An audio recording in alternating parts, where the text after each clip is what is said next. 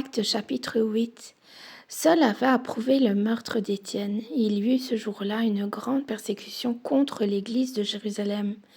Et tous, excepté les apôtres, se dispersèrent dans les contrées de la Judée et de la Samarie.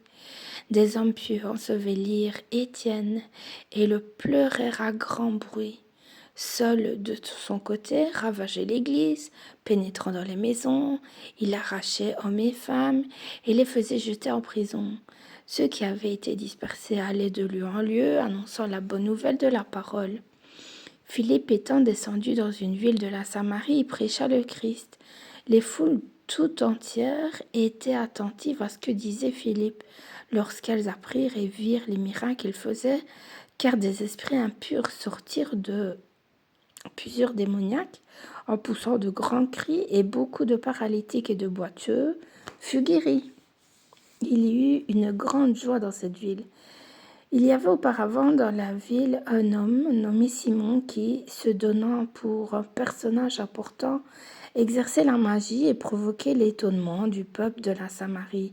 Tous, depuis le plus petit jusqu'au plus grand, l'écoutaient attentivement et disaient: celui-ci est la puissance de Dieu, celle qui s'appelle la grande. Ils l'écoutaient attentivement parce qu'il les avait longtemps étonnés par ses actes de magie.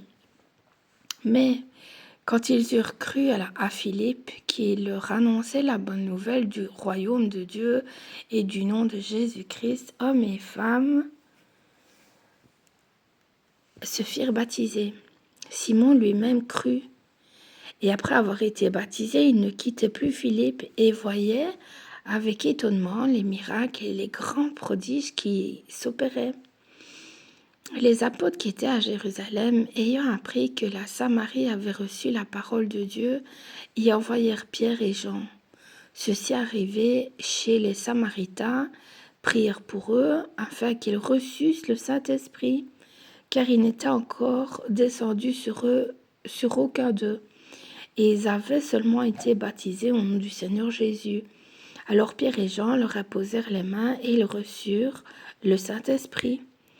Lorsque Simon vit que le Saint-Esprit était donné par l'imposition des mains des apôtres, il leur offrit de l'argent, disant: « Accordez-moi aussi ce pouvoir, afin que celui à qui j'imposerai les mains reçoive le Saint-Esprit. » Mais Pierre lui dit: « Que ton argent périsse avec toi, puisque tu as cru que le don de Dieu s'acquérait à prix d'argent. Il n'y a pour toi ni part ni lot dans cette affaire, car ton cœur n'est pas droit devant Dieu. Repens-toi donc de ta méchanceté et prie le Seigneur pour que la pensée de ton cœur te soit pardonnée, s'il est possible. Car je vois que tu es dans un fiel amer et dans des liens de l'iniquité. » Simon répondit: « Priez vous-même le Seigneur pour moi, afin qu'il ne m'arrive rien de ce que vous avez dit. » Après avoir rendu témoignage à la parole du Seigneur et après l'avoir prêché, Pierre et Jean retournèrent à Jérusalem en annonçant la bonne nouvelle dans plusieurs villages des Samaritains. Un ange du Seigneur s'adressant à Philippe lui dit: « Lève-toi et va du côté du Midi sur le chemin qui descend de Jérusalem à Gaza, celui qui est désert. » Il se leva et partit. Et voici un Éthiopien, un eunuque, ministre de Candace, reine d'Éthiopie, et surintendant de tous ses trésors, venu à Jérusalem pour adorer, s'en retournait assis sur son char et lisait le prophète Ésaïe. Et l'Esprit dit à Philippe: « Avance et approche-toi de ce char. » Philippe accourut et entendit l'Éthiopien qui lisait le prophète Ésaïe et lui dit: « Comprends-tu ce que tu lis ?»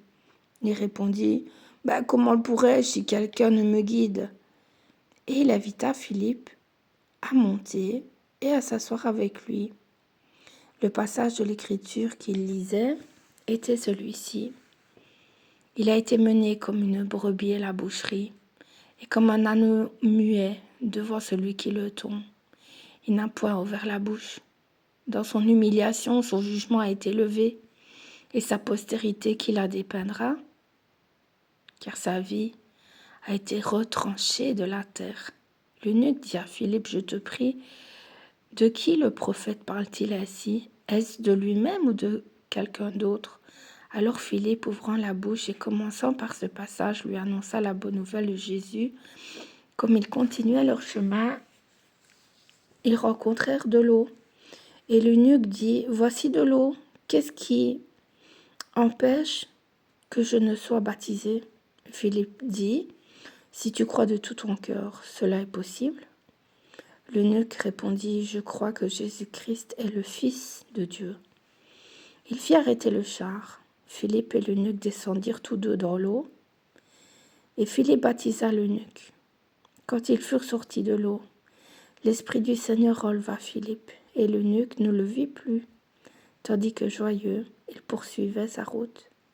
Philippe se trouva dans Azote, d'où il alla jusqu'à Césarée, en évangélisant toutes les villes par lesquelles il passait.